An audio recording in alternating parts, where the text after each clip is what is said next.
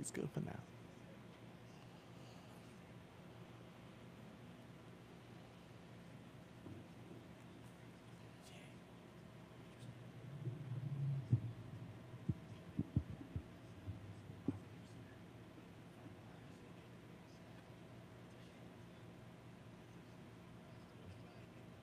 Keep that down.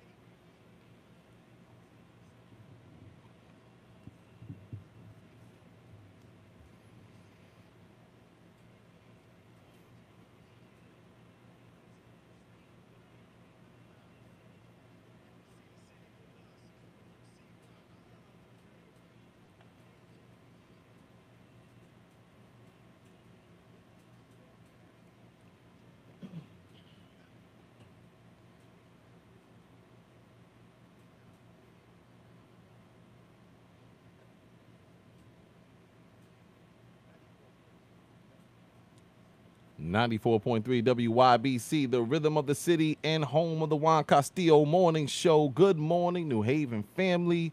I am your host, Jay Kemp, and with me is my comrade, Remedy Sharif. What's good, brother? Peace and blessings. Super Saturday, baby. Yo, man, I like Super Saturday, bro. I like Super Saturday. We You know back, what I mean? man. We made it. We made it thanks to the Most High. We made it. If you're waking up with us on the right side of the dirt, then give praise to the Most High, man. It's good to be here. Because we overlook some of the most amazing things that happen. You know, like growing grass. Like we overlook that. Yo, Our brains. You know what I mean? Like some stuff that's amazing. If you really look at the statistics and the things that happen Yes. around us. Yes. You know what I mean? Just Yes. waking up. Yes. And we just like overlook that. And, Yes. You know what I mean? So Yeah. Super Saturday, man. Let's give thanks. Yes, sir. You know, we just unimpressed by amazing things. Yes, I think sir. if Jesus showed up today, it'd be like, all right, bro, you walked on water and Man, all who that, that in them but sandals? you ain't flying. Let's see you fly. Your sandals ain't leather. Right. But so dope show today. We're gonna be sitting with Kebra Smith Bolden to talk about drug war reparations and among other things. But we want to get to some hot topics real quick before we get into that. So again, live in peace to Nipsey Hussle. The video his mother sent out made that very clear that he lives on. You know what I mean? Absolutely. What a strong woman. I mean, the whole. Did you watch the service? Yeah, I got a chance to see some of it. Yes, Yeah, sir. man. Yeah, Farrakhan was. Farrakhan was teaching, bruh. Yo, we living, we living now, and we are able to witness and see. We gotta really look at and let people smell the roses, man. We living amongst great queens and kings that's really here. Yeah. And so much we focus so much on the past, Right. but witness, and you do that so we don't make the same mistakes. Yeah. But witness the witness what's going on here. Yeah. In our own communities, outside your communities. Witness that. Yeah, I wanna definitely salute everyone who does the work. Yesterday I was at Career High School, which is where I mainly do my I get my bread there, but I work with my kids at Career High School. And Phenomenal job you do, brother. Thank you, brother. Salute to all of them over there. But also, it was Choices Day yesterday, which was just pretty much where people from the community are coming in with different things that they do. And I saw brother Sean Reeves, I saw Diari Alec, you know what I mean? So I just want to salute, man, all these brothers and sisters who are just doing amazing things in the community that might not be celebrated the way they should, might not be acknowledged. Salute to you and for everything that you do. And phenomenal people, and not doing the work because it's trending now. Right. You know what I right. mean? Not doing the work because it's trending now. Which is, listen, and you're right. There's a lot of people who are now doing it because it's trending. But let me say, I love that. Right. But let's keep that energy when the emotions come down. Absolutely. Let's keep that energy when the emotions come down. Yeah. So that's good. I wanted to be able to talk on that. But also another part of this that I wanted to touch on is the T.I. and Nipsey Hussle, T.I. and Kodak Black. Right. And how T.I. came at Kodak Black or whatever. What do you think about that, bro? I mean, for people who don't know, Kodak Black was speaking kind of reckless. Yeah, he was speaking reckless, period. Totally. Right after Nipsey's transition, talking about, getting with Laura London, and which I don't even know why that was even a thought in his mind. That would never, ever, never happen. No matter what alternate universe you go to. But T.I. came at him, told him he had a pocket, and was like, listen, bro, watch your mouth. And they went back and forth. You know what I mean? What do you think? You think T.I. should have handled it a different way? You think the Tank, because Tank also, came at him and was like, nah, brother, it's the wrong way. I think it was good for brothers to come at him how they were going to come at him. I think Tank thing was good too, because that's who Tank is. But I think T.I., I think he was on point. And T.I. being an artist and everything that he is, he's living in that social media platform, and that's how people do things. But I would have not only hit him on social media, but then I would have hit him behind the scenes as well. Right. I still as would an older elder. I still would have called him and said, yo, what in the world? But T.I., I have no problem with T.I. coming at him and saying, yo, bruh, fix it expeditiously. But you know what I mean? But I don't think, and I don't even think T.I. was over the top with it. He just told him like man to man. Game was over the top. Game was over the top, and I think it was still warranted. I love what the game. I love the game. You know what I'm saying? I love what he did on that note. It's like, yo, bro, my heart is ripped to pieces, and you doing what? Let me hear from the young king, Spencer, because that's your generation that's out there, the Kodak Blacks. What do you think? You think T.I. handled it right? How do you feel being connected to Kodak Black in that way? Situation. I'm not Kodak. I feel like they could have all took this situation a little bit differently. I don't think they should have took it to social media personally. Right. It just feels like, not that they were trying to embarrass him, but to prove a point. On a topic that sensitive, I feel like a behind closed door conversation would have been sufficient enough. But do you think, like, okay, I could call you up, hey, bro, listen, man, you really out of pocket right there, man. I need you to fix that. And you are a sensible brother to say, yo, okay, I got you. Good luck to the OG. Yeah. Do you think Kodak is like that for real? I mean, like, if you're respectable, like if someone like T.I. were to come to him, I think he would take what he said in consideration. I mean, he did apologize. It wasn't really sincere.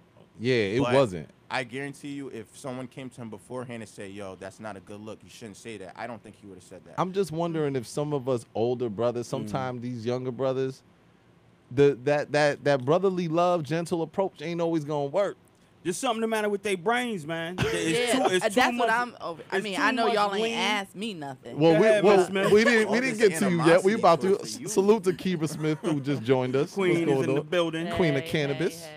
Yo, but there's something the matter with their brains. It's too much lean. It's too much. Well, we got a nurse pills. here, so a nurse is saying she agrees. I just think that, especially coming from your generation, you all expect respect that you haven't earned necessarily, and then expect somebody to then respect you after you disrespect them. Like, it just is the weirdest. y'all are some interesting people. Yeah. Millennials, like you all late. What are y'all called now? Is it still millennials? I don't even know. It's like Generation I don't even know Z, because I know think like there now. are 30-something-year-old millennials too. Generation Z. They have like Generation X or Generation Oh well, Z. I whatever think that's, y'all like, the are, next y'all one need to coming get up. it together because respect is earned. Centennials, I heard from Period. Mr. Justin in the back. Centennials. Centennials. Okay. All right. Well, yeah, for all older brothers, man, I think there is an approach that has to happen for some young generation that might not be as loving as we'd want it to be. You know what I'm saying? It might have to be a punch in the chest. That's Real what I'm talk. saying the missing. words. Yeah, right. Y'all missing punches in the chest. Yeah. I'm not saying their words were wrong. Just the platform they choose. He did it on social media live. Yeah, and I think sometimes that's the only way that they'll actually listen, honestly. Like, some things ain't even real unless they're on social media. You To could people, say, yeah. to especially the young generation, did you put it up on social media? And it ain't real. So can I just throw this in there real quick? Yeah. So we see what's happening out here in our society, and we see how people of color are being treated. We being murdered, we being killed, we're being mentally raped, our women physically raped. It's a lot of things going on. When are we gonna? And this is just how I feel. When are we gonna recognize the only thing that they respect in this society that we live in? Is you got to meet force with force. That's just all I'm saying. I'm Yeah. not trying to promote anything. I'm just, Yeah, you're going to a different angle. Well, I'm just saying, man. I know 'cause what I'm you tired. mean, though. I'm tired. If we That's the only raised thing to these respect. kids right, we'd have been in a better position. You think Right. about things. As a mother of a 20-something-year-old, I'm realizing I should have smacked fire down on her more often, so that now at 25, Right. she don't think she could, but when we were beat, we were. Oh, yeah. And so we like, we're gonna be different. We're gonna Yeah, talk to yeah. our I beat kids. too. I don't But- even think but that's the being- thing. I don't even think that's the thing. What happened is I don't even think we so much trying to be different. I just think that they took that out of our hands because now parents are getting locked up. Well, this because is kids true. are going to school with This a is little true. bruise, Right. and This it's is like, true. listen, This my is dad did that, and they like, oh, now they're showing up at your front door. Yeah, Get because outta I here. remember my dad, like, being very bold about it. Like, yeah, I did.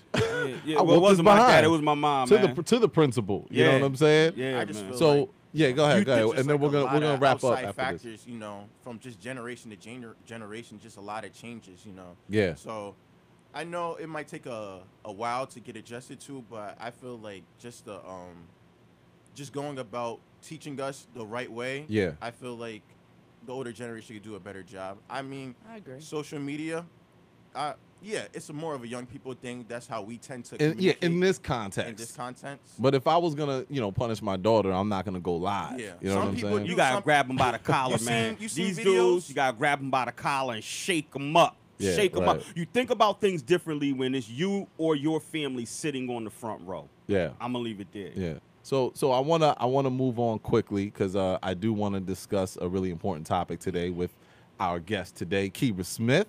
But real quick, salute to all the Stop and Shop. I don't know exactly what's going on. Do you? It's the Stop and Shop strike.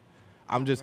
really. It's about people not getting paid though, right? Mm-hmm. So where did they get these robots? I'm just confused on how they got robots in Stop and Shop, but they can't pay the people. Like, where's that coming from? That was weird. I And saw I that. I go to Stop and Shop, and I came around the corner one day, and this thing was sliding Just past rolling me, down and I aisles. just looked. I said, "Lord, like what?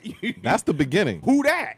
That's Yeah, the that's beginning. exactly what I Straight said. That's up. the beginning. Yeah. 2 years from now, they'll be like, "Hello, can I help you?" Yeah, you'll be and like, probably "Whoa." even say your name. Hello, Remedy. Oh no, my God. no, thank you. face analyzing, No, getting thank all you. your information doing just that? off of one look and scan. I know what you're looking for. They made movies on why this is gonna be bad. You want mangoes? no, you don't.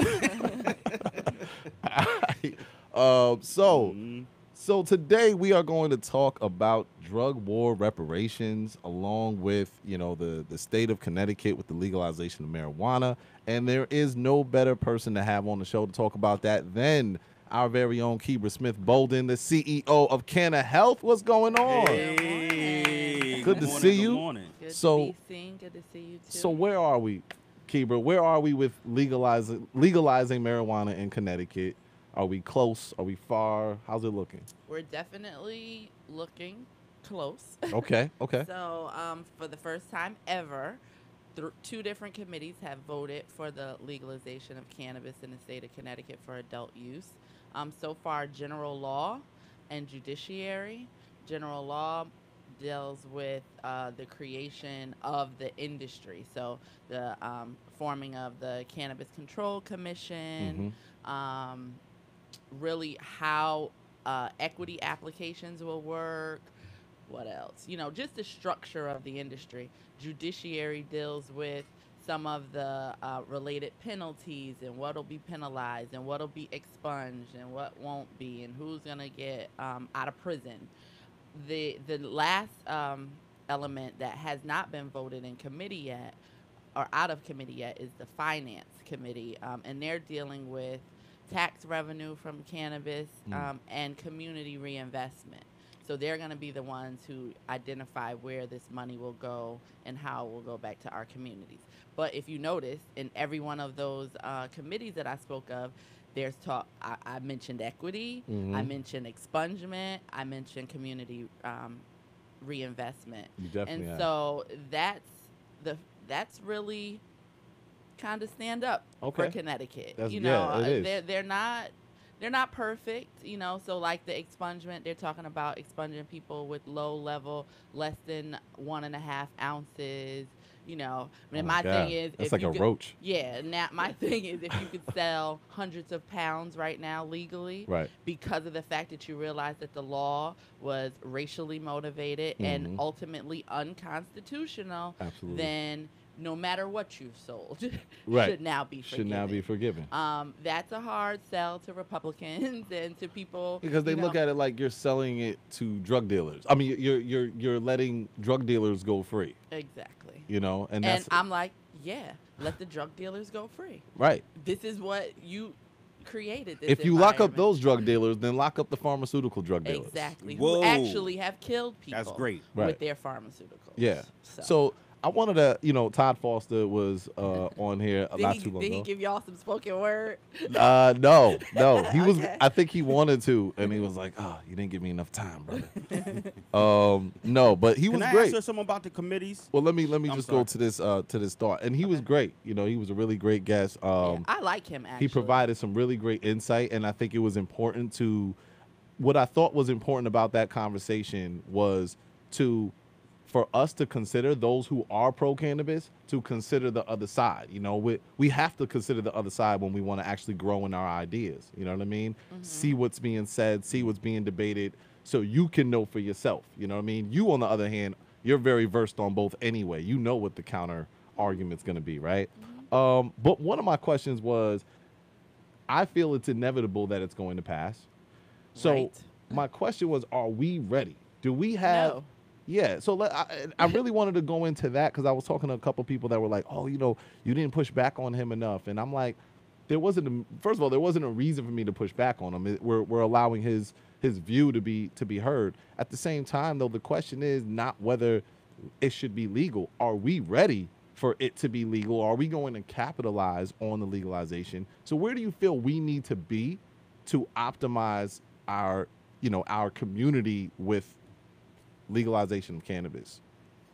We need to be having conversations as a community. We need to be becoming educated about cannabis. We need to be understanding the laws. We need to be showing up at the Capitol and really making our voices heard. We need to be having conversations with the Pastor Todd Fosters of the community and addressing their concerns to an extent.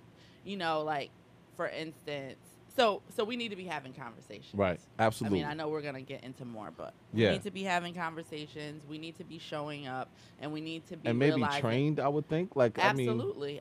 I've been teaching classes for almost 2 years now, and we are getting more people to show up. There's a class going on today at 10 o'clock.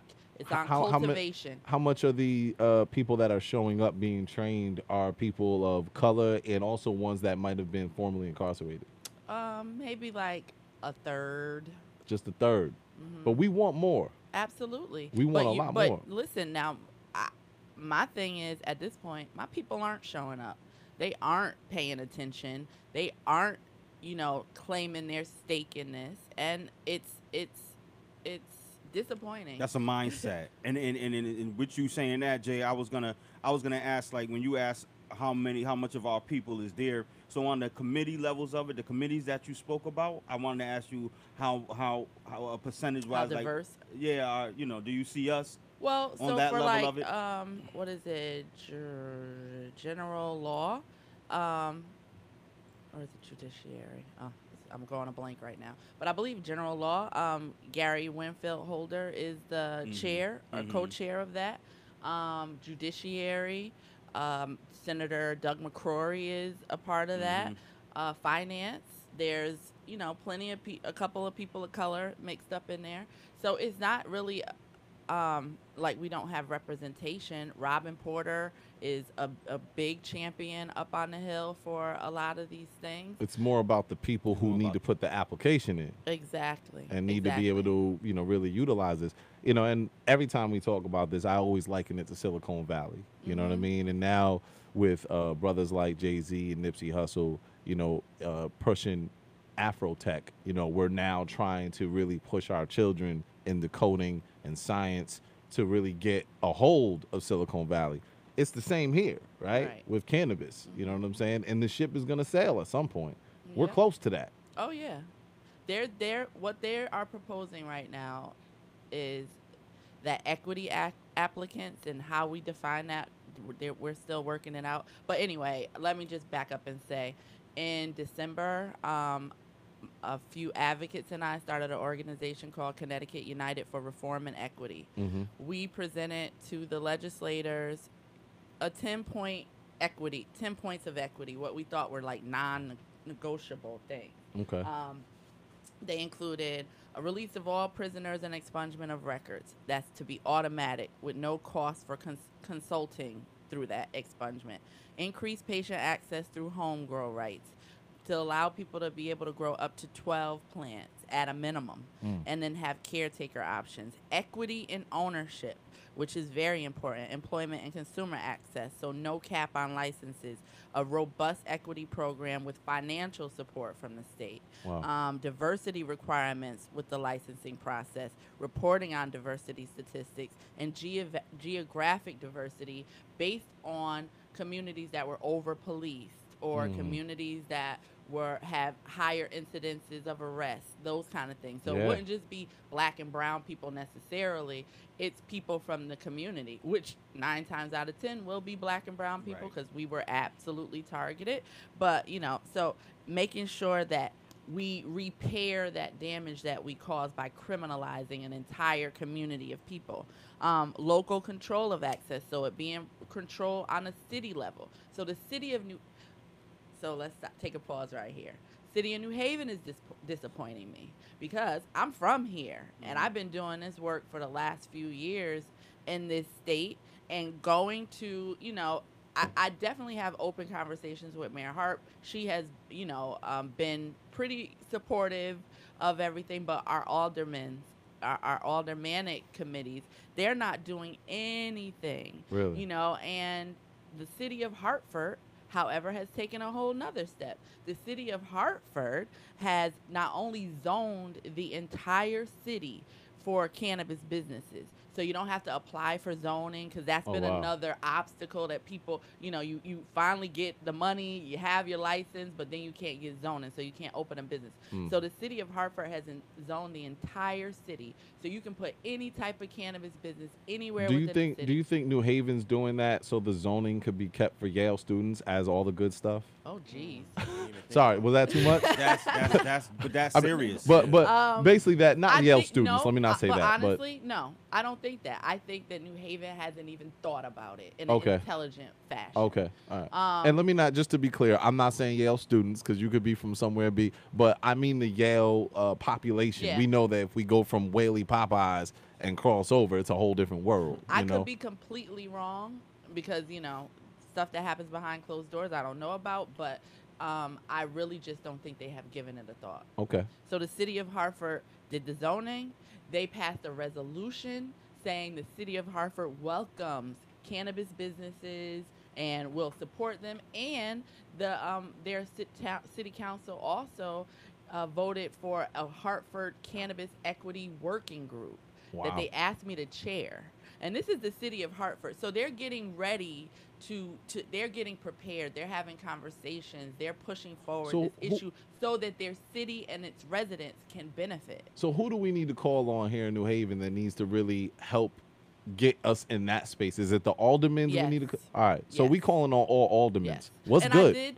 I did go to the Democratic Town Committee meeting the other day and Yep. had some conversations, and I think we're going to begin, but we're late. Like, we're behind, so everything has to happen kind of expeditiously, because the plan is that once all of these bills come out of committee, they're going to combine the three into one, and then they're going to vote on it on the floor, and when it passes, they're going to implement immediately. Okay. And their goal is to give equity applicants, again, which hasn't clearly been defined yet, but it will be people who look like me and you, for the most part. And they're gonna define equity applicants, and they're gonna give those equity applicants a 3-month head start. Sounds great, right? Yeah. But not really, because who's gonna show up to start in 3 months? Right. At the 3-month head Right. start. Who knows that this is out here?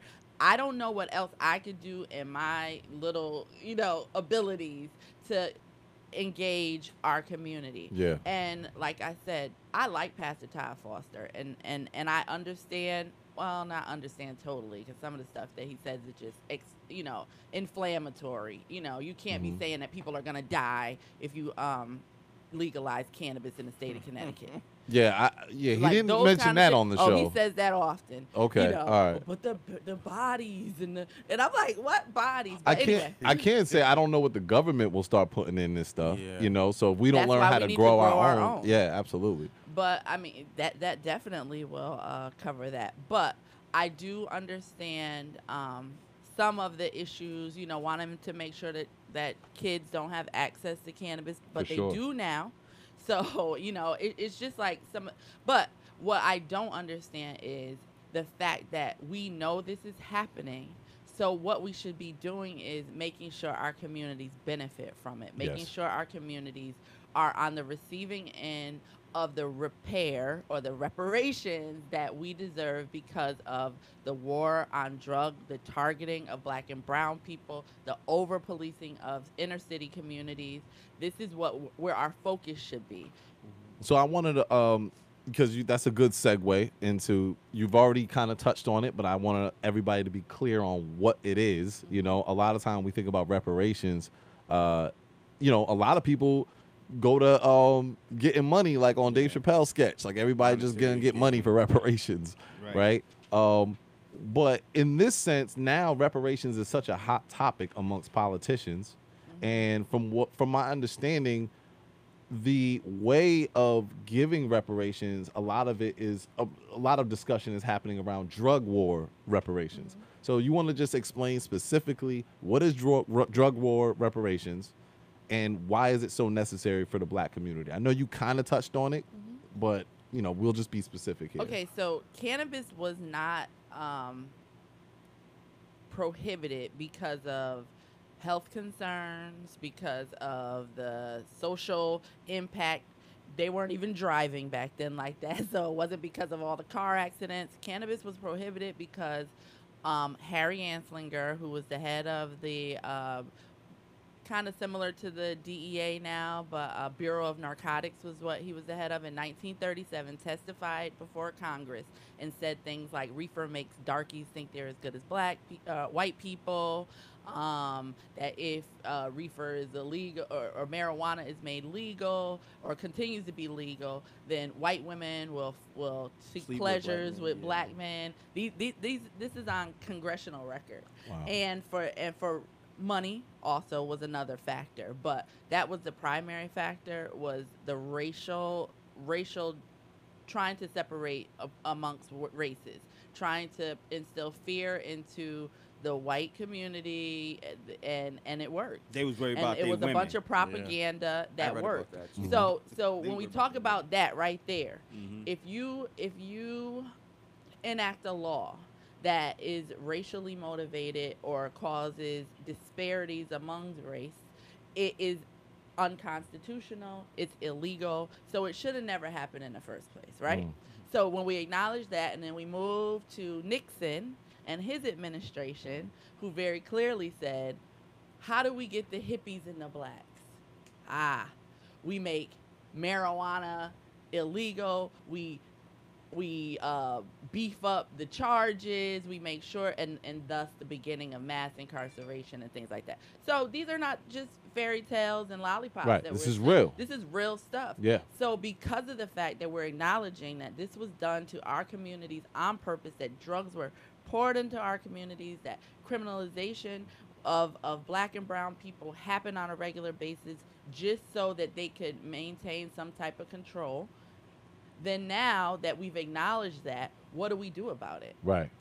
Just say, that was bad, oh well. No, you have to now put your money where your mouth is. And so because of the fact that there will be billions of dollars from the same cannabis that you use to destroy families, put people in jail, rip people out of their homes, because of that money, because that money is coming in, it should be used to now correct that, repair that. Right. Our communities, like New Haven, what do we have for kids for after school programs? I mean, I would say there's a lot actually. Really, what? I mean, Leap in New Haven. I mean, there's Leap. There's Diari got Fearless Builders. I know I do my work. Where do you do it? At Career High School. Okay, we need a standalone someplace for kids to go Right. with access, with resources, with Right, the ability yes. that is accessible, is not locked, that they're not. It's feeling not like, connected to the city. Exactly. It's ours. Exactly. Yeah. We need these Agreed. in our communities. We need a grocery store, not Stop and Shop, that we own. These are the things that we need in our communities. So because of that, the community reinvestment is really important. So if we are so busy talking about what we don't want instead of what we do want, we're going to be left behind. Right. That's my point. Do you feel like some of the pushback of why they are very apprehensive, and I mean, when I say they, I mean the ones on the the one that passed the laws or, things to that nature, the reason why they're so apprehensive about giving us these type of reparations is because that makes them have to recognize the injustice that they did. So let's say they have to seriously recognize the injustice that they did. Does that in effect start a rabbit hole? Because you can look at every level of life where we have been done injustice in this country. So then if they do that and they recognize, we got to fix that, we need to do this, for people of color, then it goes to something else. And it's like, we need to fix that too. We need to fix that too. Where does it stop? So what I'm saying is it doesn't stop, right? And I agree with that. So that's what I'm saying. Do you feel like that is some of the reason why maybe they're apprehensive about making these things right? No, I think that Connecticut, first of all, I believe there's a national sense of empathy, a national coming to terms with the fact that communities of color were mistreated, were damaged, were irreparably damaged. For the lack of a better word. You can't even really word it. Yeah, but it's the trauma, the breakdown of our families, our communities. I think it's nationally recognized. Okay. I don't think it's a problem with people saying, yeah, that was wrong. They have no problem saying that. It's the follow-up that is something that they're even talking about. So we have state senators. I won't name people, but there's a specific state senator right now who is from the Hartford area, and his goal is to take cannabis funds and create universal care. Wow. Universal daycare. Oh my goodness. Universal after-school programs, elder care in the city of Hartford with cannabis funds. I want to also just piggyback off of somebody that's doing amazing work grassroots-wise with cannabis. Green Hop. Okay. They offer apprenticeship programs to young African Americans, with the cannabis industry. New Leaf, NU Leaf Project, using $90,000 grants to train marijuana businesses. The program will include instruction in typical business skills like bookkeeping, budgeting, as well as addressing marijuana-specific challenges entrepreneurs might encounter. And in Oakland, they're actually training formerly incarcerated individuals how to own their business, sell weed legally, and all of that. So They're you not you know just training them. The if you were arrested for a cannabis crime in Oakland, you are able to be first the first applicant to be able to get your license. Oh, that's Wow. So they put you in the front of the line because of the fact that you actually have a conviction. So, Oh my so goodness, that's that's that's amazing. beautiful. Yes, yes, because there's a Yeah. lot of people. Well, this is me. And I think not- that should be a point for equity here in Connecticut too. For so sure. like if you have a cannabis related conviction, you are automatically considered, or if your father was arrested Yes. and you are the son want to get into the business. Oh, yes. that's so great. New Haven, wake up, That's please. so great. And this could be the conspiracy part of me, knowing certain things, about government, I'm always skeptical. As should you be. And so I'm wondering if all they're doing right now until trying to legalize this is figure out a way to criminalize the legalization of it. Do you see what I'm saying? How do we regulate it enough where we still keep the black community out of this, and somehow they also maybe same with Silicon Valley, but not really, because there's not really laws involved there. But how do we now regulate this enough where we keep this community out? And I'm always wondering if that's all they're trying to figure out. We know it's wrong. Oh, We'll give look at our reparations, medical but we program. need to know how to handle this after the reparations. So you think it's all good, but really 10 years later you'll realize we got you. well, I definitely feel like that was the attitude with the medical program. Okay. The medical program is overly regulated.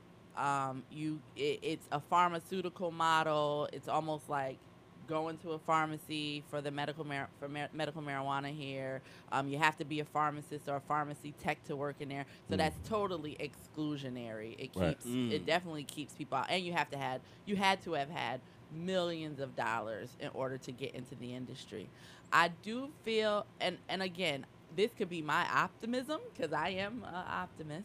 But I do That could be feel the strand that you might be it using could be. too. I mean, and thank God for it. I know. Because life is pretty bleak without it.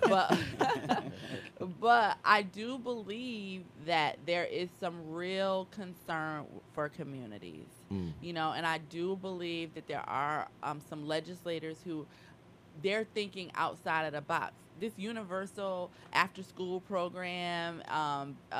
So this is the proposal is that certain communities. So let's say I'm using Frog Hollow. That's a community in Hartford that I'm familiar with. Okay. That specific community. If you live in Frog Hollow, you'll get free daycare. Your kids can go to an after-school program. The elderly, and this will all be basically like one center. The elderly will be there for adult daycare and that kind of thing. So I didn't think of that. This is a white senator who thought of that.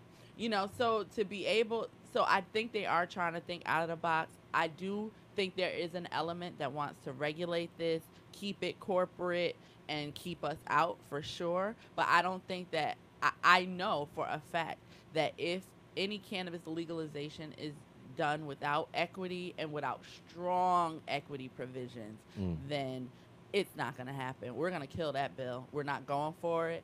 And I'm telling you, it's me and like 5 other people fighting up there on a regular basis. Yeah, and I'm y'all fighting. are. I see it. I'm fighting hard, hard. It would be helpful if my community comes and fights with me. No doubt. And people like, oh, I gotta work. I can't go to. You don't. I got a job. Right. I got a job. And I have to take off from my job. You Yeah. know how much money I've made? You know how many sacrifices I've made in the last few years? Like, I had a Beamer. I drive a Mitsubishi something. I don't even know what it is right now. You know what I'm saying? Like, I'm selling my house. And I'm selling my house because I want to at this point. But I'm selling my house because, like, I wanted to be able to do things, to be able to be available, to show up, to make sure my community benefits from this. Yeah. But I need us to make some sacrifices too. Let's talk about those. I want people to be very, very clear, because we talk about who's gonna do this, and it's like this is the way. When we talk about doing our part, This is the way, right? Finding who's doing what and how do we support. That's So vision. let's be very clear. What are some steps that people can take right now to support what you're doing and push this along further? What when's the next time that we need to go vote? What do we need to do with our aldermans and hold them accountable to? Things of that nature. So on a local level, we need to be talking to our alder people and letting them know we support cannabis. Because not because we want to get high. Nobody wants to hear that. Right. But we support cannabis because there are opportunities to invest in our communities, and we want to make sure that New Haven, that Hartford, that Bridgeport are the beneficiaries of these funds. And so that should be the beginning. And we want ownership. We want to be able to, we should have the right to engage in the American dream as well. And we should have the right to create generational wealth as well. And if there's no other, tell me, can we think of any other way that we can become millionaires through a brand new industry that's coming? What other thing right now? New. Yeah, I'm not new. talking about old. Yeah, new. I can't. No. No, this is it. This is it for our community. This is like It's one just of like the, if it was farming. exactly. So I think So one aldermen, of the so one of the most important things about that is know who your alderman is. Yes. There's a lot of people who don't know. Yes, but you could always talk to the president of the alder. If you don't know who your specific alder person is, you should find that out. But you could Absolutely. also call Taisha Walker. Okay. She's the president of the New Haven Board of Alders. So find your alderman, and we would be requesting from our alderman to be more involved with this movement, right? They should make a resolution like Hartford did, so that people know, because one of the things that Republicans are saying is, well, if we're saying we damage these communities with drugs, why would we now put cannabis businesses in these communities? And there's a total different we're talking about ownership and opportunity and community reinvestment. Right. When before we were talking about doing what we had to do to take care of our families or being the recipients of the drugs being poured in our community and the subsequent violence and necessary afterwards. So there's two different conversations here. Yeah. If I open a cannabis manufacturing center where I'm growing, I get some cannabis that has been grown somewhere, and now I'm extracting elements of it, the different cannabinoids. I'm making vapes, I'm making tinctures, I'm making edibles, whatever. That's science I'm learning. Absolutely. That's chemistry I'm learning. That's learning how to that's innovation. Innovation, yeah. Yeah, at its grassroots. I want my kids to know about that. So we go from having these important conversations with our aldermen. Yes. And then another step that we can take, as far, especially when you go and do your work, and we say we have to work, is there a way to already know and plan to go So vote? So there's really only one more, like I said, the finance committee now will have another public hearing. This will be the last one. So there have already been 2 public hearings. Okay.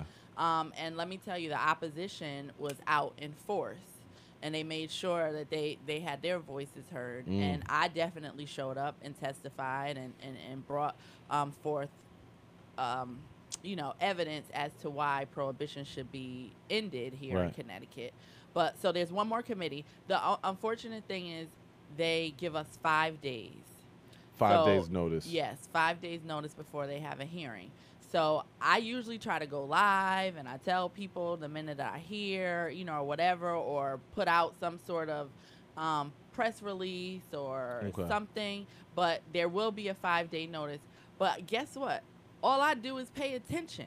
All you got to do is pay attention too. There's a way you can go, onto the state website and put in the committees that you're interested in knowing when the public hearings are, and you can get an email alert for that.